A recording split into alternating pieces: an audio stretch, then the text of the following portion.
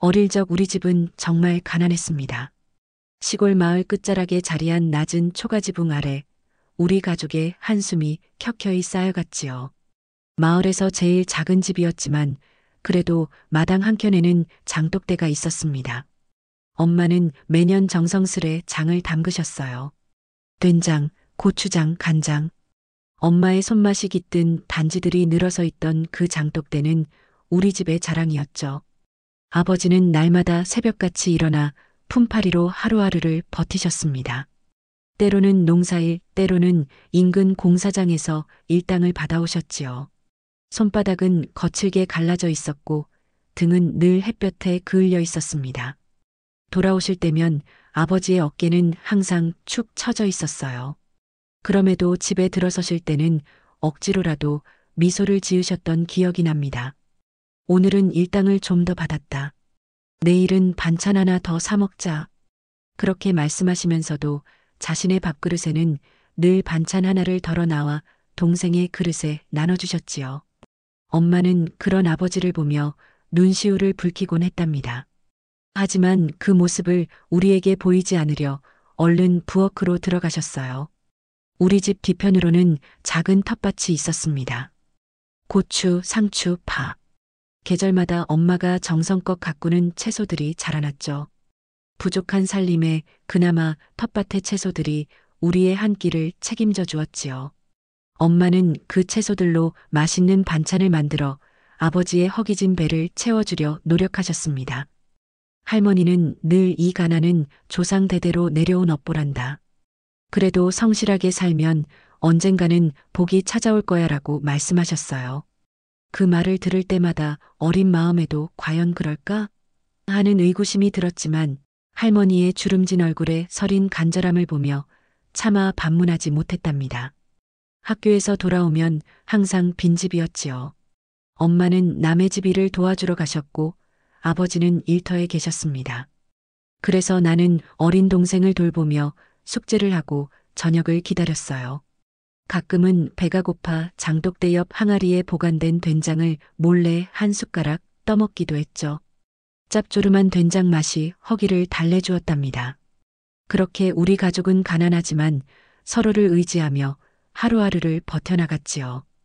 불행하다고 생각한 적은 없었습니다. 그저 언젠가는 좀 더 나아질 거라는 희망을 품고 살았어요. 하지만 그 희망이 이렇게 빨리, 그것도 흰 두꺼비의 형태로 찾아올 줄은 아무도 몰랐답니다. 어느 여름날 저녁이었습니다. 방 안에서 책을 읽고 있는데 갑자기 할머니가 다급하게 나를 불렀어요. 평소 차분하셨던 할머니의 목소리가 흥분으로 떨리고 있었지요. 야야, 어서 이리 와. 장독대 위를 좀 봐라. 할머니의 외침에 깜짝 놀라 밖으로 뛰쳐나갔습니다. 마당에 선 할머니는 장독대를 가리키며 숨을 죽이고 있었어요. 그 시선을 따라 장독대를 바라보니 달빛 아래 커다란 흰색 두꺼비가 장독대 한가운데 앉아 있었지요.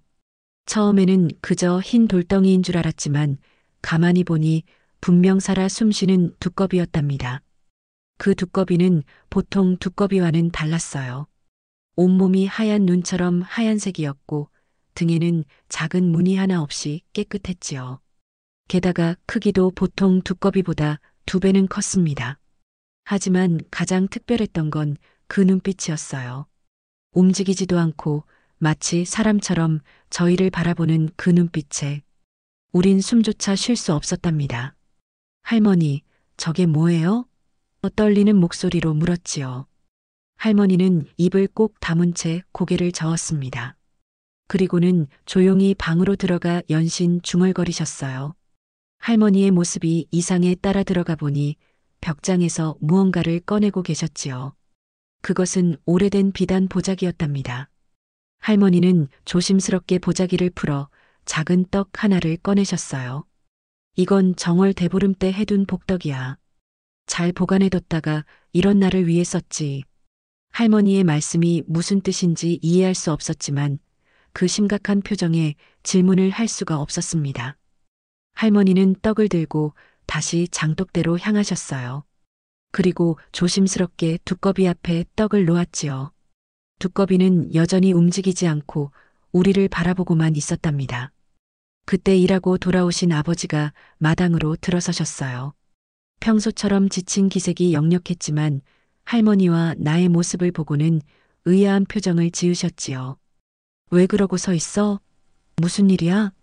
나는 대답 대신 장독대를 가리켰습니다. 아버지의 시선이 흰 두꺼비에게로 향했어요.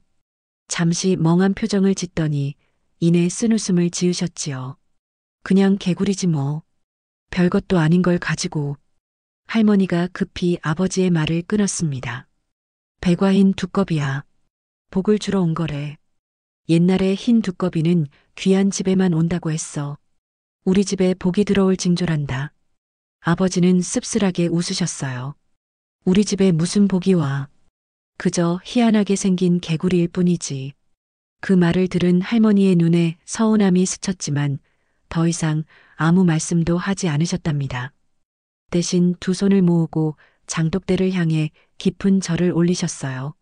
나는 할머니의 모습을 지켜보며 그 흰 두꺼비가 정말 특별한 존재인지 궁금했지요. 그날 밤 아무도 쉽게 잠들지 못했습니다. 할머니는 내내 두꺼비에 대한 이야기를 들려주셨어요. 침대에 누워 할머니의 이야기를 듣고 있자니 어둠 속에서도 그 하얀 두꺼비의 모습이 선명하게 떠올랐지요. 옛날 우리 마을에도 흰 두꺼비가 나타난 집이 있었단다. 그 집은 대대로 가난했는데 백화가 나타난 지 얼마 안 돼서 갑자기 돈방석에 앉게 됐다더라. 땅속에서 황금이 나왔다는 이야기도 있고 아니면 아주 먼 친척이 유산을 남겼다는 이야기도 있지. 하지만 확실한 건 그 집안이 완전히 바뀌었다는 거야. 할머니의 목소리에는 간절함이 묻어 있었습니다. 평생을 가난 속에서 살아온 할머니에게 이 전설은 그저 이야기가 아닌 실현되길 바라는 소망과도 같았지요. 그런데 그 두꺼비가 우리 집에 온 이유가 뭐예요? 궁금증을 참지 못하고 물었답니다.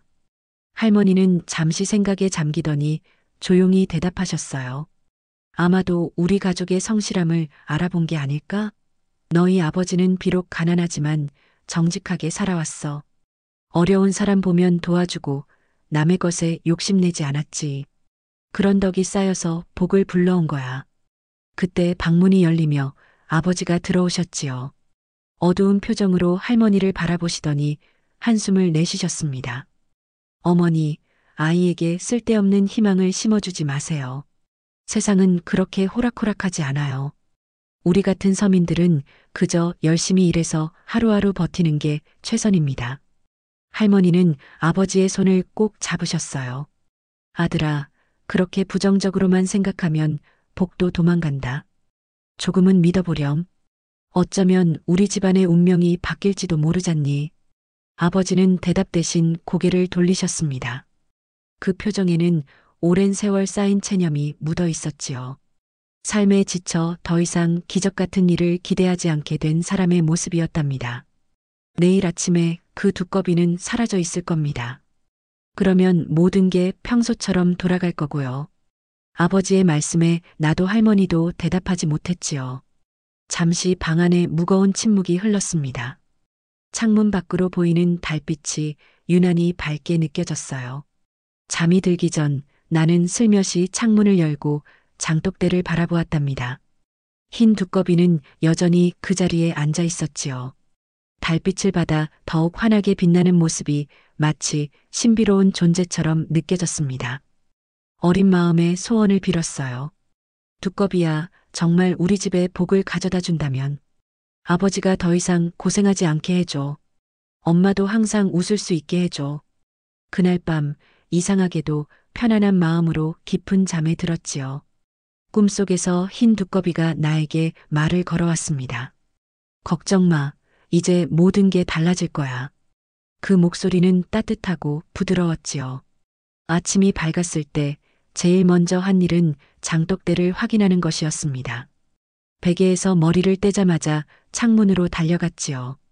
예상대로 흰 두꺼비는 그 자리에 없었습니다. 할머니가 놓아둔 복덕도 온데간데 없이 사라졌어요. 마음 한켠으로는 아버지의 말씀이 맞았다는 사실에 실망했지만 또 다른 한편으로는 두꺼비가 복덕을 받아갔다는 생각에 작은 희망이 피어났지요. 사라졌네. 중얼거리며 방을 나섰습니다. 부엌에서는 엄마가 아침 준비를 하고 계셨어요. 평소와 다름없는 일상이 이어지는 듯 했지요. 할머니는 마당에 나가 빨래를 널고 계셨고 아버지는 아직 방에서 나오지 않으셨습니다. 모든 것이 그저 평범한 아침 풍경이었어요. 어제 장독대 위에 있던 두꺼비는 어디 갔을까? 엄마에게 물었지요. 엄마는 잠시 손을 멈추더니 미소를 지으셨습니다. 할머니의 정성이 통했나 보구나. 복을 가지고 왔으면 좋겠다만. 엄마의 말에서도 작은 기대가 느껴졌어요. 비록 아버지처럼 노골적으로 부정하지는 않았지만 엄마도 그저 아이처럼 조금은 미신을 믿는 마음이 있었나 봅니다. 아침 식사는 평소처럼 조용했지요. 아버지는 말이 없으셨고 할머니는 간간히 두꺼비 이야기를 꺼내려다가 아버지의 표정을 보고 입을 다무셨습니다. 식사를 마치고 아버지가 일을 나가려 하실 때 갑자기 전화벨이 울렸어요. 그 시절 우리 집에 걸려오는 전화는 드물었지요. 대부분 급한 일이나 나쁜 소식을 알리는 경우가 많았습니다. 아버지는 인상을 찌푸리며 수화기를 들었어요. 여보세요? 아버지의 표정이 순식간에 변했지요. 놀라움, 의심, 그리고 혼란. 여러 감정이 교차하는 듯 했습니다. 우리 모두 아버지를 바라보며 무슨 일인지 궁금해했어요. 네, 맞습니다. 제가 맞아요. 하지만 그게 정말입니까? 아버지의 목소리가 떨렸지요. 보통 힘들고 거친 일을 해도 흔들림 없던 아버지의 모습이 아니었습니다. 전화통화는 몇 분간 이어졌고 아버지의 표정은 점점 더 믿기지 않는다는 듯이 변해갔어요. 마침내 전화를 끊은 아버지는 한동안 말을 잇지 못했지요. 우리 모두 불안한 마음으로 아버지를 바라보았습니다. 엄마가 조심스럽게 물었어요. 누구세요? 무슨 일이에요? 아버지는 천천히 고개를 들어 우리를 바라보셨지요. 그리고 믿기지 않는다는 듯한 목소리로 말씀하셨습니다. 큰아버지, 돌아가신 큰아버지의 땅 이야기야. 우리 가족은 모두 놀란 표정을 지었어요. 큰아버지는 아버지의 형으로 내가 태어나기도 전에 돌아가셨지요. 들은 바로는 재산이라고는 별로 없으셨다고 했는데 왜 갑자기 그분의 이야기가 나온 걸까요? 큰아버지가 남기신 땅이 있었어. 작은 밭이라 별 가치가 없다고 생각했는데 그 땅이 도시개발 구역에 포함됐대. 보상금이. 아버지는 말을 이어가지 못했지요. 손이 떨리고 있었습니다. 할머니가 다가가 아버지의 손을 잡았어요. 얼마나 된다는 거니? 몇 억이래요. 정확히는 아직 모르지만 억대 보상금이 들어온다고 합니다. 아버지의 말에 우리 가족은 모두 얼어붙었지요. 억대. 그동안 우리 가족이 꿈도 꾸지 못했던 금액이었습니다. 엄마는 의자에 털썩 주저앉았고 할머니는 입을 다물지 못한 채 아버지를 바라보셨어요. 나와 동생은 서로를 쳐다보며 어리둥절했지요. 거짓말. 아니지? 엄마가 떨리는 목소리로 물었습니다. 아버지는 천천히 고개를 저으셨어요. 방금 시청에서 전화가 왔어. 큰형님 이름으로 된 땅이 있는데 상속자가 나밖에 없대. 형수님도 오래전에 돌아가시고 그 땅이 지금 새로 짓는 아파트 단지 부지에 포함됐다는군. 할머니의 눈에서 눈물이 흘러내렸지요. 주름진 손으로 눈물을 훔치며 말씀하셨습니다. 그 흰 두꺼비. 정말 복을 물고 왔구나. 아버지도 이제는 반박하지 못했어요. 그저 멍한 표정으로 서 있었지요. 어제까지만 해도 미신이라며 코웃음 쳤던 일이 믿기지 않는 현실로 다가왔으니까요. 그날 아버지는 일을 나가지 않으셨습니다. 시청과 법무사 사무실을 오가며 필요한 서류들을 준비하셨어요. 보상금을 받기 위해서는 여러 절차가 필요했지요. 평소 꼿꼿하던 아버지의 걸음이 그날따라 가벼워 보였습니다.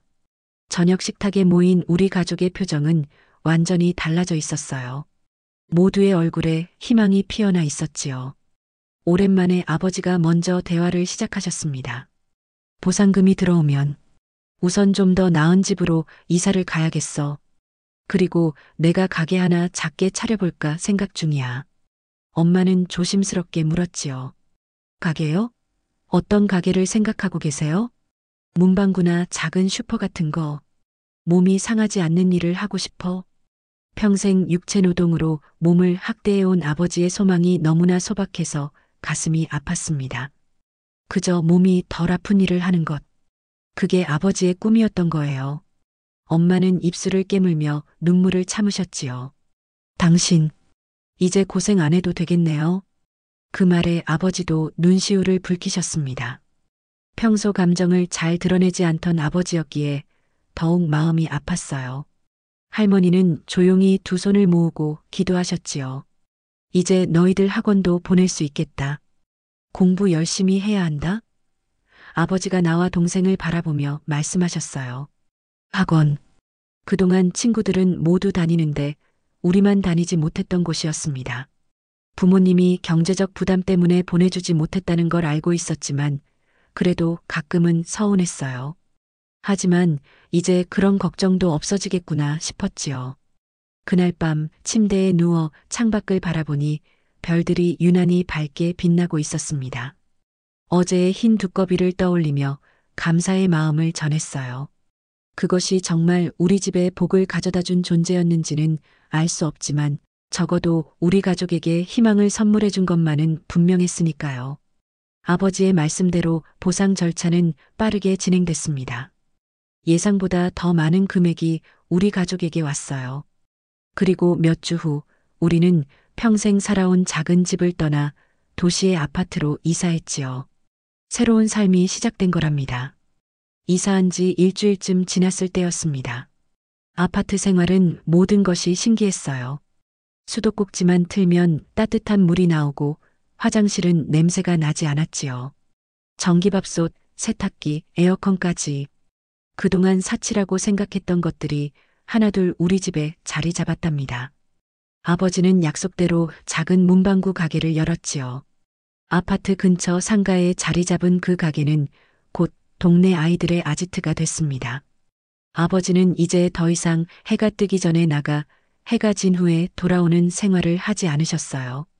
저녁이면 가족과 함께 식사를 하고 주말에는 우리와 시간을 보내셨지요. 아버지의 손에서 굳은 살이 조금씩 부드러워지는 것을 볼 수 있었답니다. 엄마도 많이 달라지셨어요. 더 이상 남의 집 일을 도와주러 가지 않으셨고 오히려 취미 생활을 시작하셨지요. 꽃꽂이 학원에 다니시며 새로운 친구들도 사귀셨습니다. 엄마의 얼굴에서 주름이 조금씩 펴지는 것 같았어요. 할머니는 여전히 우리와 함께 살았지요. 매일 아침 창밖을 보며 기도하시던 할머니는 이제 작은 화분들을 베란다에 키우셨답니다. 때때로 흰 두꺼비 이야기를 꺼내시면서 감사해 하셨지요. 어느 날 엄마가 마트에서 장을 보고 돌아오셨습니다. 봉지 하나를 조심스럽게 들고 오시더니 베란다로 향하셨어요. 궁금해서 따라가 보니 작은 장독들을 꺼내고 계셨지요. 엄마, 그게 뭐예요? 물었답니다. 엄마는 미소를 지으셨어요. 장독이야. 여기서도 우리만의 장을 담그려고. 아파트라고 해서 우리의 맛을 잊으면 안 되지. 엄마가 작은 장독들을 베란다 한켠에 조심스럽게 놓았어요. 비록 시골집의 커다란 장독대는 아니었지만 그 모습에서 우리 가족의 뿌리를 지키려는 엄마의 마음이 느껴졌답니다. 엄마는 된장과 고추장을 담글 준비를 하시면서 문득 말씀하셨지요. 그 하얀 두꺼비, 복을 물고 온 거였나 보다. 엄마의 말에 나도 모르게 고개를 끄덕였습니다. 처음에는 아버지처럼 그저 우연이라고 생각했지만 이제는 그 흰 두꺼비가 특별한 존재였다는 확신이 들었지요. 엄마는 그 두꺼비가 왜 우리 집에 왔다고 생각해요? 오래도록 품어왔던 질문을 던졌답니다. 엄마는 잠시 생각에 잠기더니 대답하셨어요. 세상에는 우리가 이해할 수 없는 일들이 많아. 하지만 한 가지 확실한 건 그 두꺼비가 우리 가족에게 새로운 시작을 알려준 거야. 어쩌면 우리의 진심과 정성이 통한 걸지도 모르지. 엄마는 새로 사온 단지를 정성스레 닦으셨답니다. 그리고 그 중 하나를 특별히 골라 작은 떡을 올려두셨지요. 마치 그날 밤 할머니가 흰 두꺼비 앞에 놓았던 것처럼 말입니다.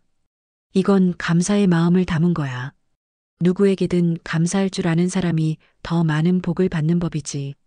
엄마의 말씀이 가슴에 깊이 새겨졌어요. 물질적인 풍요보다 더 중요한 것이 있다는 걸 가르쳐 주시는 것 같았답니다.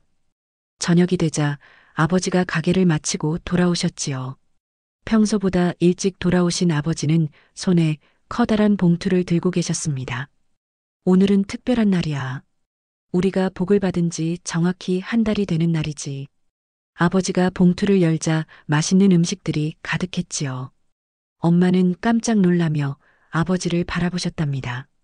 당신이 이런 걸 다 기억하고 있었어요? 아버지는 수줍게 웃으셨어요. 그날의 일을 어떻게 잊겠어요? 우리 가족의 운명이 바뀐 날인데. 할머니가 아버지의 손을 꼭 잡으셨답니다. 내가 믿지 않았잖니? 그런데 이제는. 아버지는 고개를 끄덕이셨어요. 네, 어머니. 제가 틀렸습니다. 세상에는 우리가 이해할 수 없는 신비로운 일들이 있나 봐요. 우리 가족은 그날 저녁 오랜만에 풍성한 식사를 하며 지난 한 달을 되돌아보았지요. 외형적으로 많은 것이 변했지만 가장 큰 변화는 우리 모두의 마음속에 피어난 희망이었답니다. 예전에는 내일을 걱정하며 불안해했다면 이제는 미래를 기대하며 설렘을 느끼게 된 거죠. 식사를 마친 후 아버지가 제안하셨습니다. 다음 주말에 우리 옛집에 한번 다녀올까? 장독대도 보고 그 자리에 감사 인사도 드리고. 우리 모두 기쁘게 동의했어요. 비록 더 나은 환경으로 이사 왔지만 그곳은 여전히 우리의 추억이 담긴 소중한 장소였으니까요. 약속한 대로 주말이 되자 우리 가족은 옛집을 찾았습니다. 자동차를 타고 가는 길, 창밖으로 보이는 풍경이 조금씩 익숙한 모습으로 바뀌었지요. 마을 입구에 들어서자 그때의 기억이 물밀듯이 밀려왔답니다. 우리가 살던 집은 아직 그대로였어요. 다만 몇 주 동안 사람이 살지 않아 조금은 쓸쓸해 보였지요. 마당에 들어서자 할머니가 가장 먼저 장독대로 향하셨답니다. 우리도 그 뒤를 따랐어요. 장독대는 여전히 그 자리에 있었지요. 다만 엄마가 가져간 몇 개의 단지를 제외하고는 비어 있었답니다. 할머니는 천천히 장독대 앞에 무릎을 꿇고 두 손을 모으셨어요. 고맙네. 우리 가족에게 복을 가져다 준 백화야. 할머니의 기도가 끝나자 엄마도 옆에 무릎을 꿇었지요. 아버지는 잠시 망설이다가 결국 할머니와 엄마 옆에 앉으셨답니다. 나와 동생도 그 옆에 자리를 잡았어요. 우리 5 식구가 장독대 앞에 앉아 있는 모습이 참 특별하게 느껴졌지요. 아버지가 조용히 입을 여셨답니다. 제가 미신이라고 믿지 않았지만 이렇게 우리 가족이 행복해질 수 있게 해주셔서 감사합니다. 아버지의 솔직한 고백에 우리 모두 감동했어요. 평소 꼿꼿하셨던 아버지가 이렇게 마음을 열다니 정말 많은 것이 변했구나 싶었지요. 엄마는 준비해온 음식을 꺼내셨답니다. 흰 두꺼비를 위한 특별한 상이었어요. 떡, 과일, 그리고 엄마가 정성껏 준비한 반찬들이 차례로 놓였지요. 이건 감사의 마음을 담은 거예요. 우리 가족에게 행운을 가져다 준 당신에게. 엄마의 목소리가 살짝 떨렸답니다. 우리는 모두 고개를 숙이고 잠시 침묵했어요. 그때 느껴지는 감정은 단순한 감사함을 넘어선 것이었지요. 마치 삶의 신비로움과 연결된 듯한 경외감이 가슴을 채웠답니다. 옛집에서의 시간이 지나고 우리는 마을을 둘러보기로 했지요. 이웃들을 만나 인사도 하고 예전에 다니던 길을 걸었습니다. 마을 사람들은 우리 가족의 행운에 대해 이미 소문을 들은 듯 했어요. 그 흰 두꺼비 이야기가 마을에 퍼졌나 봐요. 아버지가 말씀하셨지요. 할머니는 고개를 끄덕이셨답니다. 그럼 이런 신기한 일이 어디 있겠어. 마을에선 이제 우리 집 장독대가 복의 상징이 됐다더구나. 실제로 몇몇 이웃들이 우리 옛집 장독대에 인사를 드리러 간다는 이야기를 들었어요. 그들도 흰 두꺼비의 복을 나누어 받길 바라는 마음에서였을 테지요. 저녁이 되어 집으로 돌아가는 길, 우리 가족은 각자의 생각에 잠겼답니다. 차창 밖으로 지나가는 풍경을 바라보며 나는 깨달았지요. 가난했던 시절이 불행했던 것만은 아니었습니다. 그때도 우리는 서로를 의지하며 행복을 찾아가고 있었어요.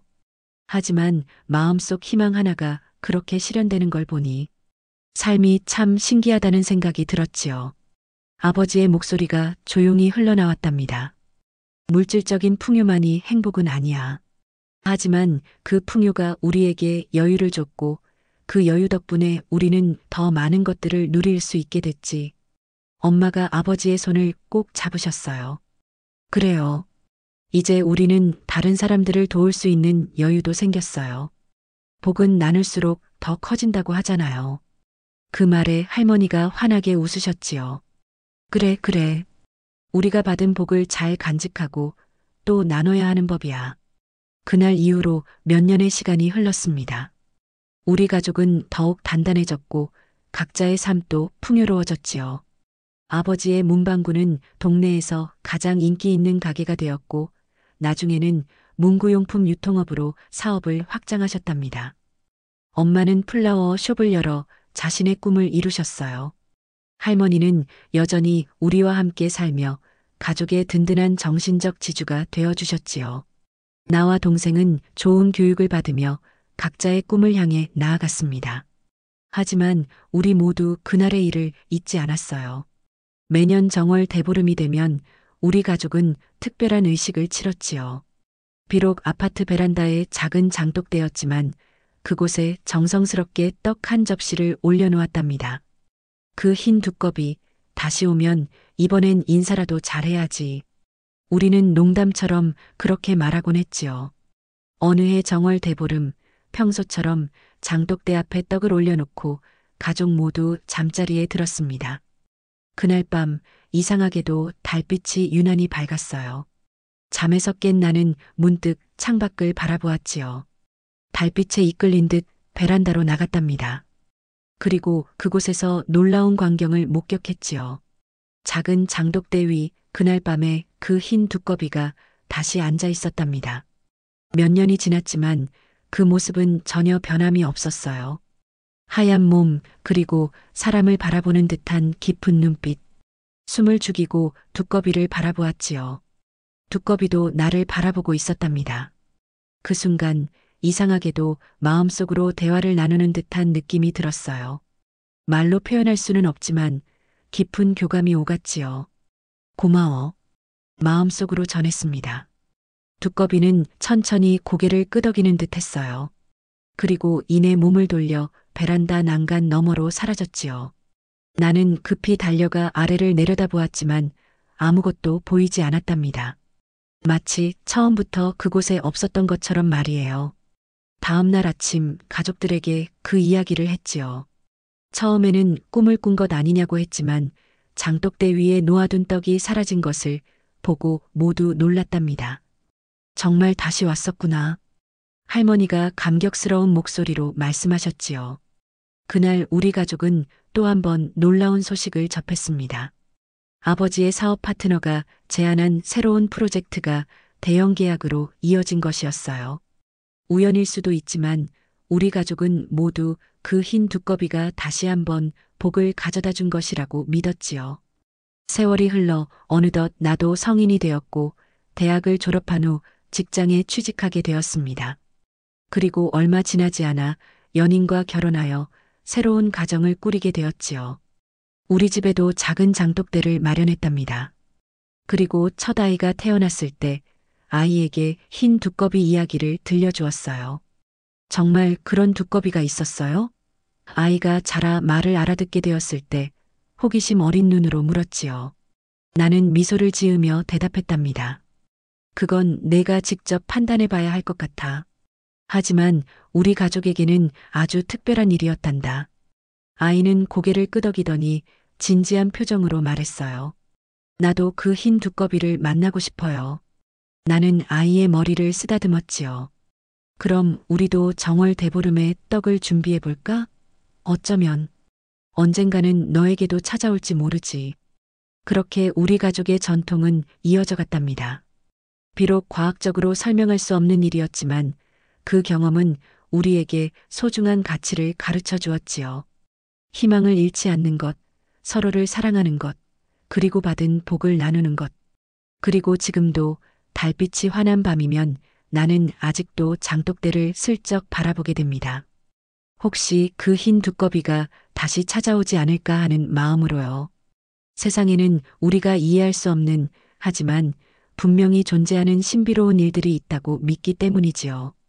그리고 그런 신비로운 일들이 우리의 삶을 더욱 풍요롭게 만들어준다는 것도 말입니다. 가난했던 우리 가족에게 찾아온 흰 두꺼비의 기적은 단순히 물질적인 풍요를 넘어 우리 모두의 마음속에 영원한 희망의 씨앗을 심어주었답니다. 그 씨앗은 지금도 우리 가족의 이야기 속에서 계속해서 자라나고 있지요. 그리고 그 이야기는 앞으로도 계속될 것입니다.